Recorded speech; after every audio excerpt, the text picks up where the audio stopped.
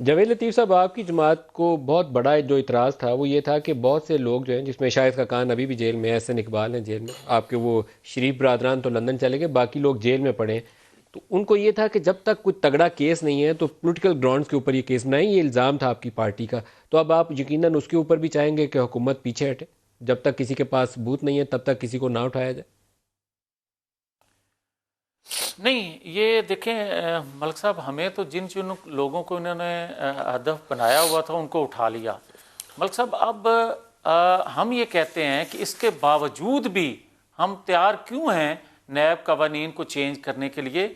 हमारा कत्तन पहले भी ये मकसद नहीं था कि हम बच जाएं। हम ये कहते थे कि इंतकाम ना लिया जाए। अब आप ये देखें कि जो मैं पहले अर्ज़ कर दूं, फवाद चौधरी साहब जो कह रहे थे कि वो इलेक्टेड हैं, अब मेरा एतराज़ होगा कि वो सिलेक्टेड हैं, मगर मैं ये अर्ज़ करूँगा कि इसके बावजूद भी मैं समझता हूँ कि प्राइम मिनिस्टर साहब जो हैं, जैसे भी आए जैसे भी हैं, मगर इनसे मईशत संभलने का कोई तसव्वुर भी नहीं कर सकता।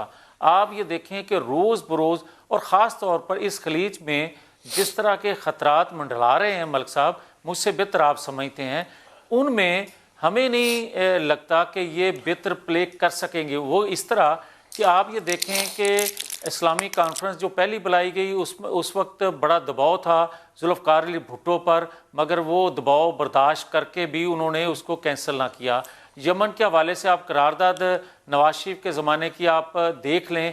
आज आप ये देखें कि मलेशिया में जो कुछ हुआ और जिस तरह पीछे हटे हमारे प्राइम मिनिस्टर साहब, उसके बाद मुझे लगता है कि किसी न किसी दबाव में खुदा न खास्ता ये इस खलीज के मफाद के ख़िलाफ़ या ख़ास तौर पर पाकिस्तान के मफाद के ख़िलाफ़ दबाव में आकर कोई गलत फैसला ना ये कर बैठे। इसलिए मैं समझता हूँ कि इस मसले के ऊपर यूनिलैटरल कोई डिसीजन नहीं लेंगे, ना ले सकते। जान छुड़ाना बड़ा क्लैरिटी है मेरे ख्याल इसमें। आपकी भी भी आपकी भी पार्टी हुकूमत में रही है, अकेले इमरान खान इस मसले के ऊपर कोई ऐसा फैसला कर नहीं सकते।